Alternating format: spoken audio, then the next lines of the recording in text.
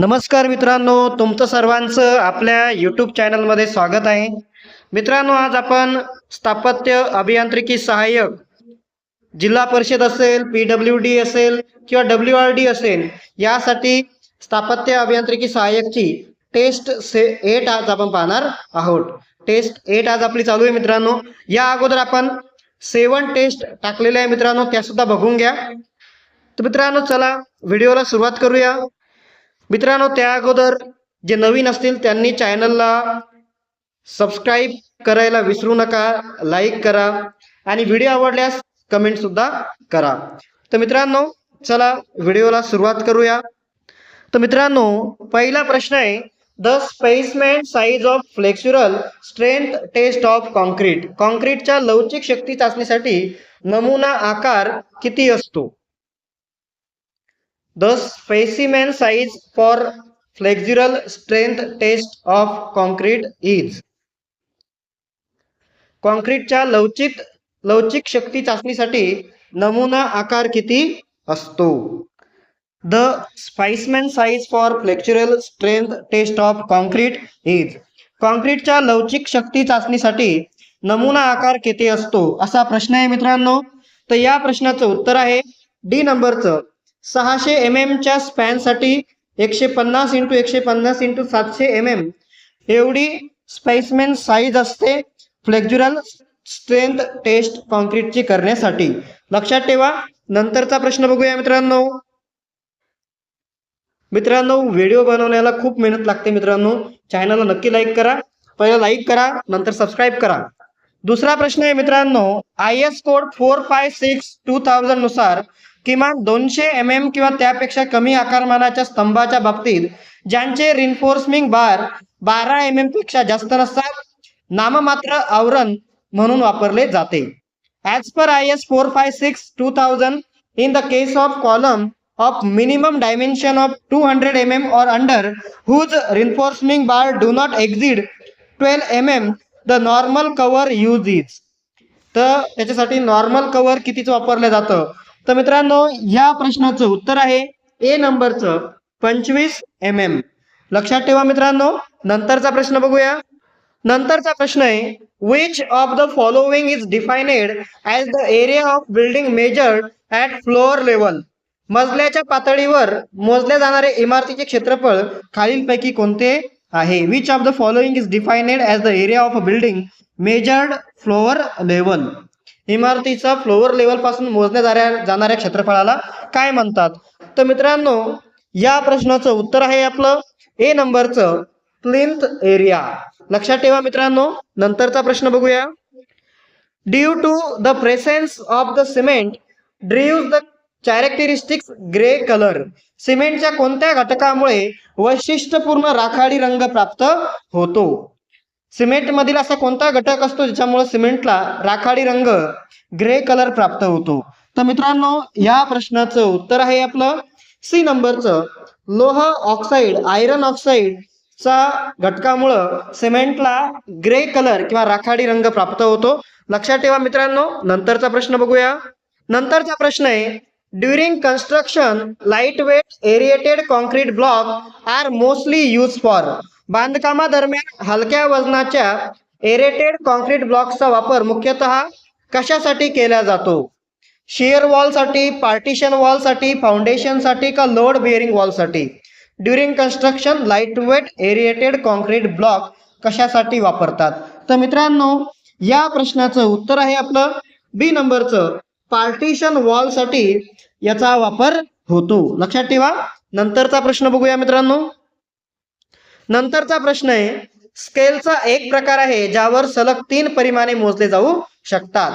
असे कोणती स्केल आहे ज्याच्यावरती 3 परिमाणे मोजली जाऊ शकतात? Dash dash is a type of scale on which 3 successive dimension can be measured. ज्याच्यावरती 3 डायमेन्शन मोजल्या जाऊ शकतात अशा स्केलला काय म्हणतात? तर मित्रांनो, या प्रश्नाचं उत्तर आहे डी नंबरचं डायगोनल स्केल. लक्षात ठेवा मित्रांनो. नंतर प्रश्न बघूया. In plane surveying level line are considered as dash dash and plumb line are considered as dash dash. समतल सर्वेक्षणात जी समतल रेषा असते आणि प्लम लाईन मध्ये जी रेषा असते त्याला काय म्हणतात?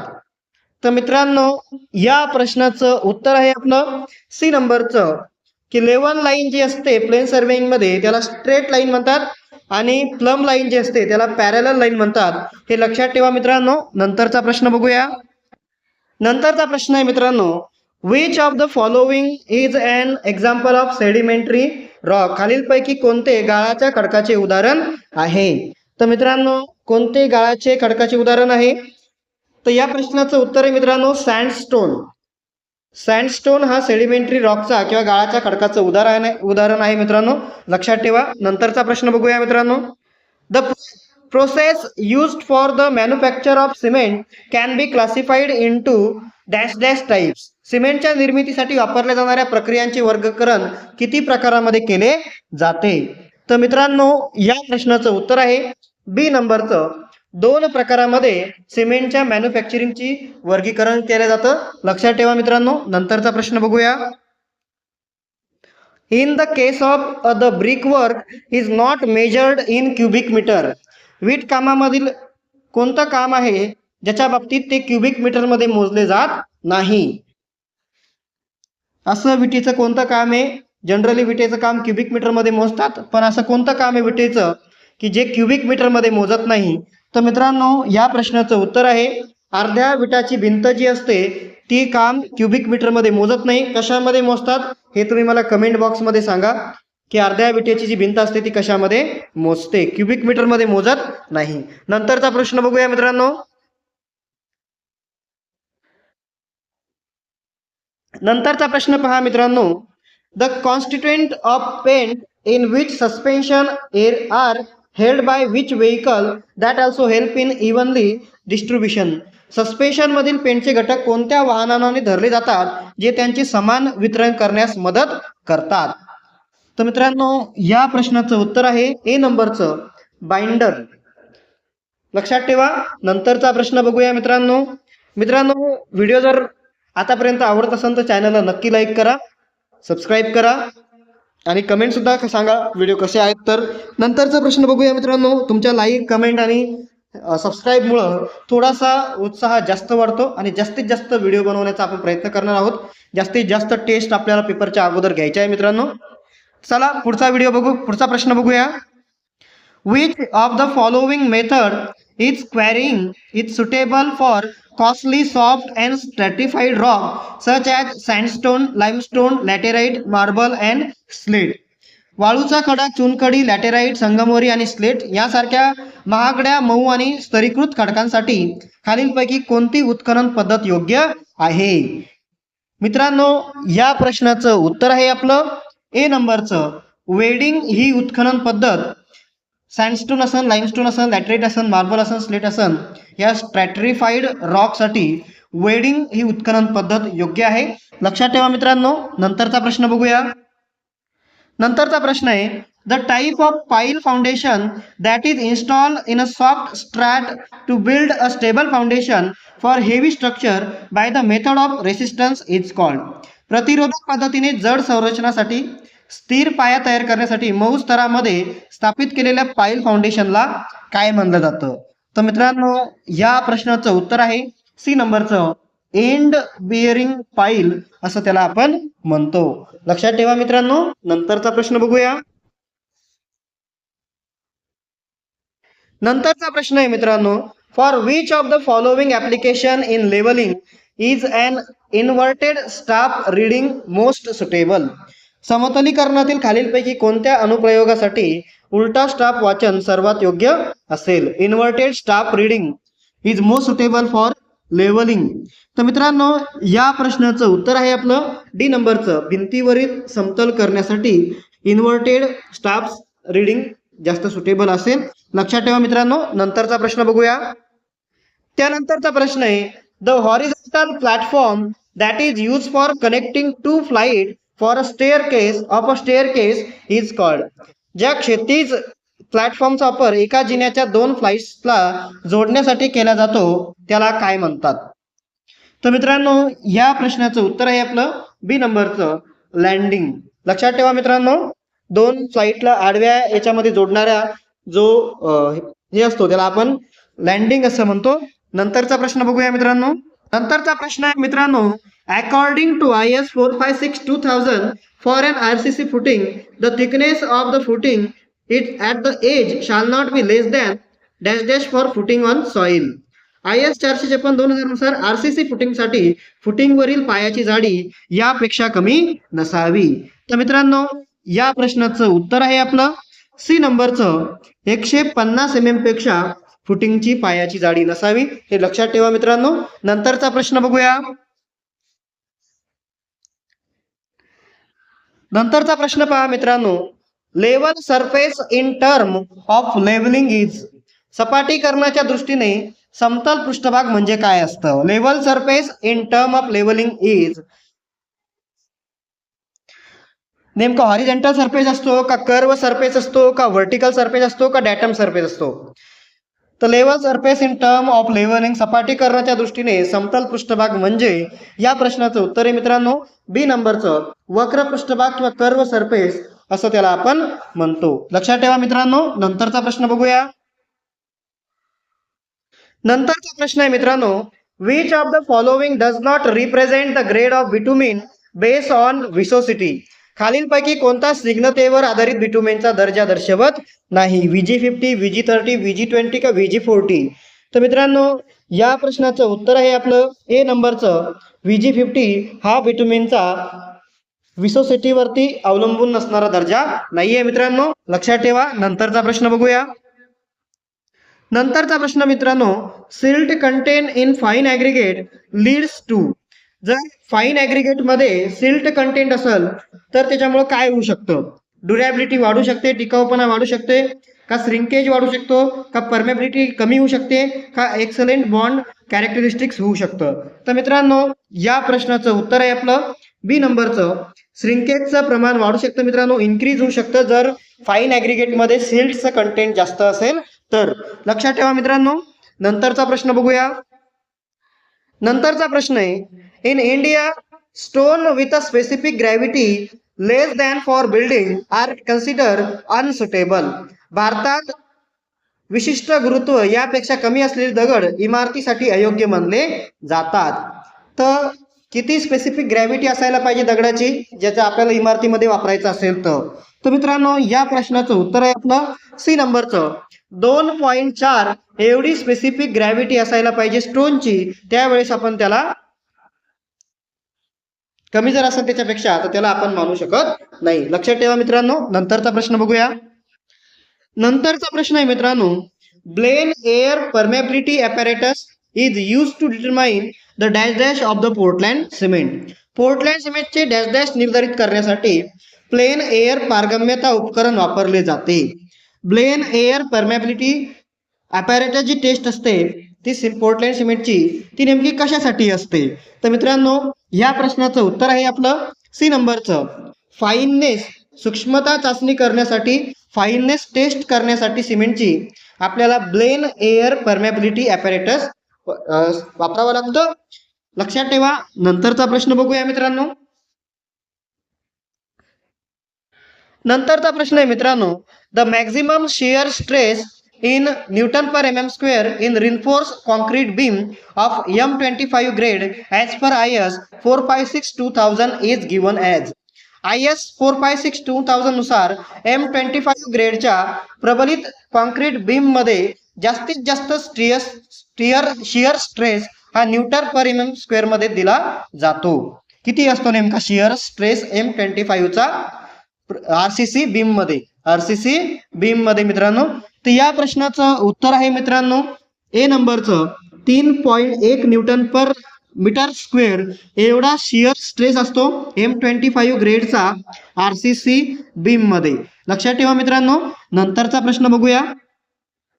तर मित्रांनो M20 चा 2.8 असतो, M25 चा 3.1 असतो, M30 चा 3.5 असतो, M35 चा 3.7 असतो, तर M40 चा 4 असतो. तर हे लक्षात ठेवा मित्रांनो RCC बीम मध्ये मॅक्झिमम शिअर स्ट्रेस.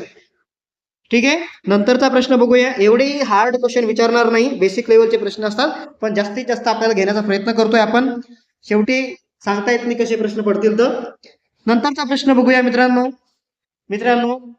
व्हिडिओला खूप मेहनत लागते मित्रांनो, रात्री 10-10, 11-11 वाजता टेस्ट तयार करायला. ते थोडंसं तुम्ही लक्षात घ्या मित्रांनो. नंतरचा प्रश्न बघूया. As per IS 456 the stripping time of the soffit formwork to slab frost to be refix immediately after removal of formwork is. IS 456 नुसार स्लॅबमध्ये सॉफिट फॉर्मवर्कची स्ट्रिपिंगची वेळ फॉर्मवर्क काढून टाकल्यानंतर लगेच रिफिक्स केले झाल्यानंतर किती असते? स्ट्रिपिंग वेळ किती असते सॉफिटची फॉर्मवर्कची? तर मित्रांनो या प्रश्नाचं उत्तर आहे आपलं सी नंबरचं 3 दिवस. लक्षात ठेवा मित्रांनो. नंतरचा प्रश्न बघूया. नंतरचा प्रश्न आहे मित्रांनो, arrange the following step for painting of surface is in sequential manner. अनुक्रमणिक पद्धतीने पृष्ठभाग रंगविण्यासाठी खालील चरणांची मांडणी करा. आपल्याला पेंटिंगचा जो पृष्ठभागचा जे पेंटिंग करण्यासाठी असतो त्याचा सिक्वेन्स लावायचा आहे. फर्स्ट कोट असतो का फायनल कोट असतो, प्राइम कोट का सुपर सरफेस प्रिपरेशन. तर मित्रांनो या प्रश्नाचं उत्तर आहे आपलं बी नंबरचं सरफेस प्रिपरेशन करावं लागतं, त्याच्यानंतर प्राइम कोट करावं लागतं, त्यानंतर फर्स्ट कोट असतो, त्यानंतर फायनल कोट असतो. लक्षात ठेवा मित्रांनो. त्यानंतरचा प्रश्न बघूया मित्रांनो. नंतरचा प्रश्न आहे मित्रांनो, which of the following material is a sustainable and green building material that can be used in construction. खालीलपैकी कोणते साहित्य टिकाऊ आणि हरित बांधकाम साहित्य आहे जे बांधकामात वापरले जाऊ शकते? Which of the following material is a sustainable and green building material that can be used in construction. म्हणजे हरित बांधकाम साहित्य म्हणजे झाडाचं वगैरे साहित्य.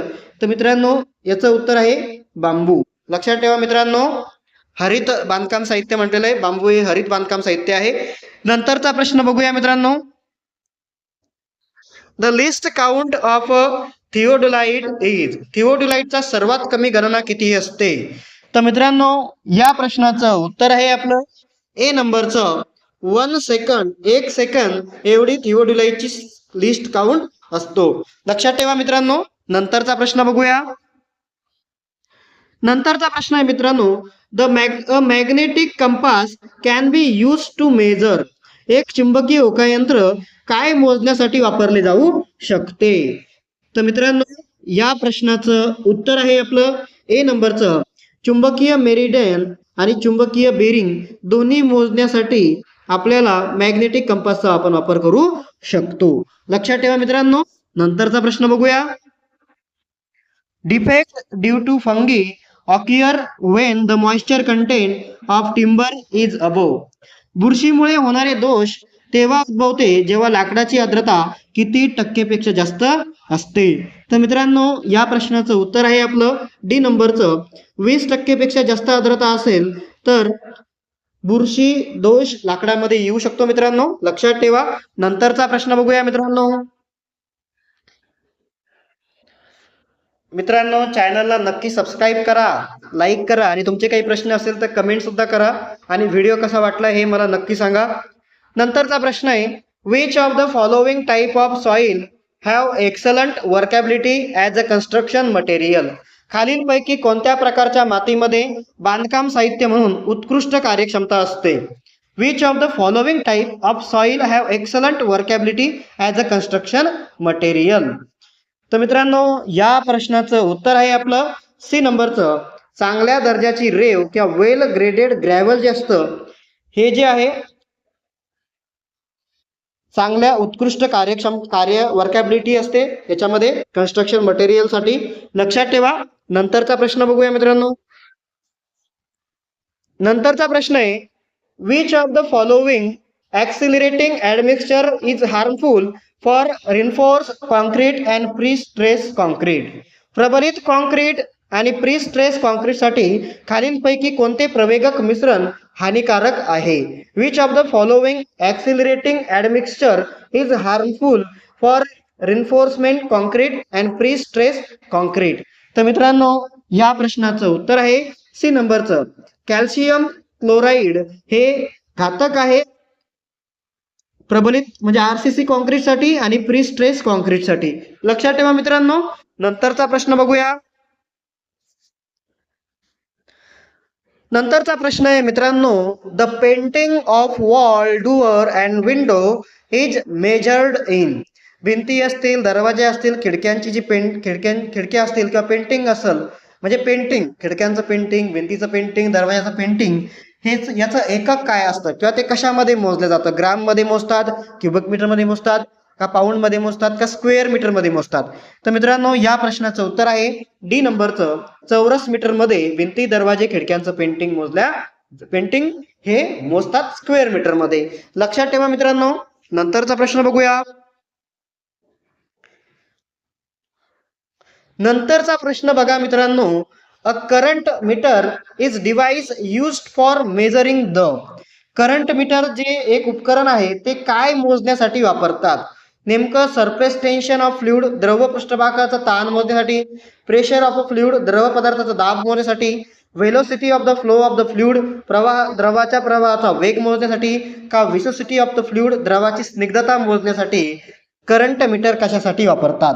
तर मित्रांनो या प्रश्नाचं उत्तर आहे सी नंबरचं, velocity of the flow of the fluid, द्रवाच्या प्रवाहाचा वेग मोजण्यासाठी करंट मीटरचा यूज केला जातो मित्रांनो. लक्षात ठेवा. नंतरचा प्रश्न बघूया.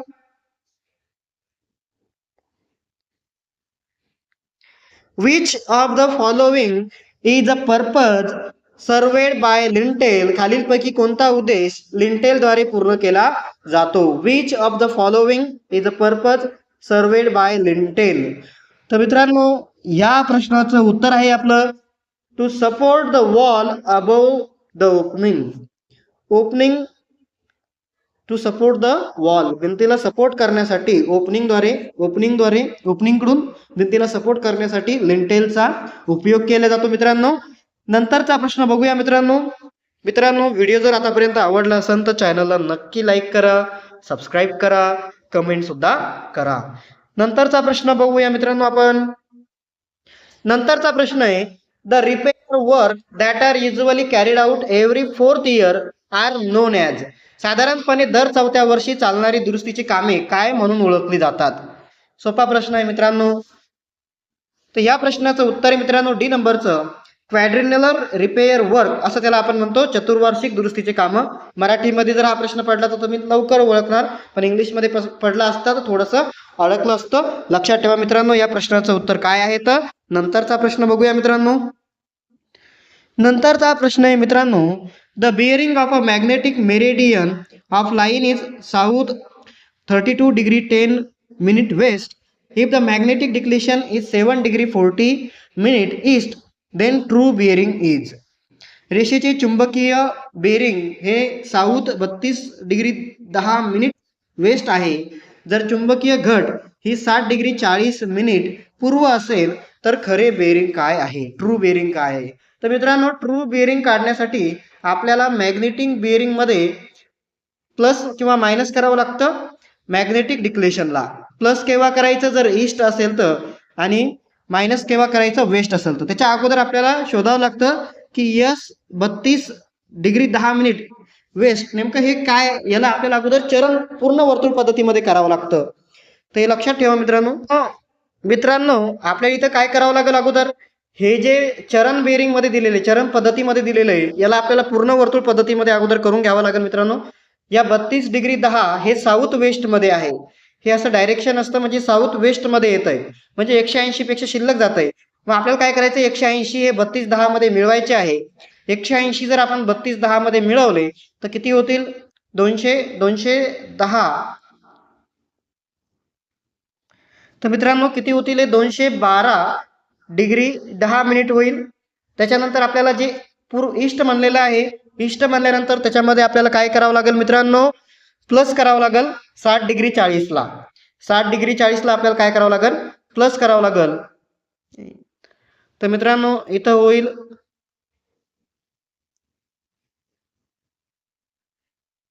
219 डिग्री 50 मिनिट.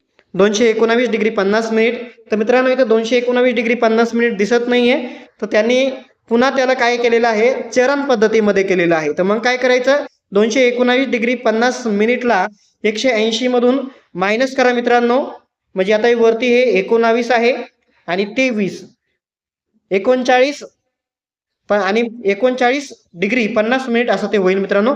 समजलं असेल मित्रांनो तुम्हाला. आपलं उत्तर आहे डी नंबरचं, साऊथ 39 मिनिट 50 वेस्ट. किंवा तुम्ही डायरेक्ट 32 मध्ये 7 टाका, 39 होईल आणि 10 आणि 40 50 होईल. पण पद्धत जी आहे मित्रांनो ती अशी आहे, लक्षात ठेवा. तुम्ही शॉर्टकटही वापरू शकता. जर पूर्व असेल तर बेरीज करायची, पश्चिम असेल तर मायनस करायचं. पण हे शोधायसाठी ट्रू बिअरिंग साठी आहे हा, लक्षात ठेवा. नंतरचा प्रश्न बघूया मित्रांनो. समजलं असेल मित्रांनो तुम्हा सगळ्यांना. नंतरचा प्रश्न बघूया मित्रांनो. समजलं का नाही समजलं मला कमेंट बॉक्समध्ये नक्की कळवा. नंतरचा प्रश्न पहा मित्रांनो. नंतरचा प्रश्न आहे, calculate the hook length of the bar in one side with a diameter of 16 mm. 16 mm व्यासासह एका बाजूला बारच्या हुकची लांबीची गणना करा.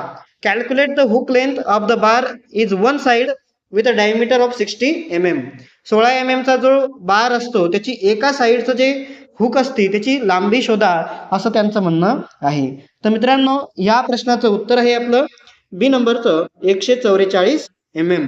लक्षात ठेवा मित्रांनो. जर एका साईडचं म्हणलं तर त्याला 9 न मल्टिप्लाय करायचं. जे आपल्याला बार दिलेला आहे 16 mm दिलेला आहे, तर 16 ला तुम्ही 9 न गुणा करा, म्हणजे गुणाकार करा, तर 144 mm येऊन जाईल मित्रांनो. हे असतं समजा याचं ट्रिक. नंतरचा प्रश्न बघूया मित्रांनो. पण हे वन साइड साठी आहे, एवढं लक्षात ठेवा. टू साइड साठी वेगळी पद्धत असते. नंतरचा प्रश्न बघूया. Which of the following is the most important property of the section in a compression member of any steel structure? कोणत्याही स्टील स्ट्रक्चरच्या कंप्रेशन सदस्यामध्ये खालीलपैकी कोणता सर्वात महत्त्वाचा गुणधर्म असतो? Which of the following is the most important property of the section in a compression member of any steel structure? तर मित्रांनो या प्रश्नाचं उत्तर आहे ए नंबरचं, मोमेंट ऑफ इनर्शिया हा महत्वाचा गुणधर्म असतो कोणत्याही स्टील स्ट्रक्चरच्या कंप्रेशन सदस्यामध्ये. लक्षात ठेवा मित्रांनो. नंतरचा प्रश्न बघूया. नंतरचा प्रश्न आहे मित्रांनो, which of the IS code of practice for water supply in building. इमारतींमध्ये पाणी पुरवठ्यासाठी कोणती IS संहिता काय आहे? कोणता IS कोड आहे वॉटर सप्लाय साठी? तर मित्रांनो या प्रश्नाचं उत्तर आहे बी नंबरचं IS 2065 1983 हा IS कोड आहे. नंतरचा प्रश्न बघूया मित्रांनो. नंतरचा प्रश्न आहे मित्रांनो, which of the following contract enforce the contractor to perform all the engineering, procurement and construction activities. खालीलपैकी कोणता करार कंत्राटदाराला सर्व अभियांत्रिकी, खरेदी आणि बांधकाम क्रियाकलाप करण्यासाठी लागू करतो? Which of the following contract enforce the contractor to perform all the engineering, procurement and construction activities. खालीलपैकी असा कोणता करार आहे जो कंत्राटदाराला सर्व अभियांत्रिकी, खरेदी आणि बांधकाम क्रियाकलाप करण्यासाठी लागू करतो? तर मित्रांनो या प्रश्नाचं उत्तर आहे बी नंबरचं EPC कॉन्ट्रॅक्ट. लक्षात ठेवा मित्रांनो. नंतरचा प्रश्न बघूया.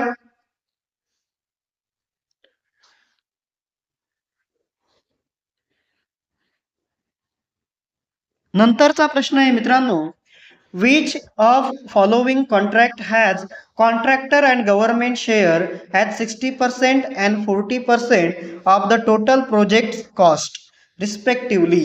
खालीलपैकी कोणत्या करारामध्ये कंत्राटदाराला आणि कंत्राटदाराचा आणि सरकारचा वाटा एकूण प्रकल्पाच्या खर्चाच्या अनुक्रमे 60% आणि 40% असतो? Which of the following contract has contractor and government. असा कोणता कॉन्ट्रॅक्ट आहे ज्याच्यामध्ये कॉन्ट्रॅक्टरचा वाटा 60% असतो आणि गव्हर्नमेंटचा वाटा 40% असतो? त्या प्रोजेक्ट कॉस्टला काय म्हणतात? तर मित्रांनो या प्रश्नाचं उत्तर आहे आपलं ए नंबरचं HAM कॉन्ट्रॅक्ट असं त्याला आपण म्हणतो. लक्षात ठेवा मित्रांनो. ठीक आहे मित्रांनो, अशा पद्धतीने आपली टेस्ट सिरीज मधला टेस्ट 8वी आज आपण घेतलेली आहे मित्रांनो. टेस्ट 8 संपलेले आहे. मागच्या सुद्धा टेस्ट मित्रांनो बघा. आणि तुम्हाला जर जिल्हा परिषदचे टॉपिक वाईज PDF जर हवे असतील तर तुम्हाला या नंबरवरती हाय मेसेज पाठवायचा आहे. व्हॉट्सॲपला कॉल करायचा नाहीये, फक्त व्हॉट्सॲपला हाय मेसेज पाठवा, तुम्हाला तिथं डिटेल मिळून जाईल. त्याच्यासाठी चार्जेस आहे मित्रांनो हे लक्षात ठेवा. ठीक आहे मित्रांनो, व्हिडिओ कसा वाटला हे नक्की मला कमेंट बॉक्समध्ये कळवा. लाईक करा, सबस्क्राईब करा. धन्यवाद.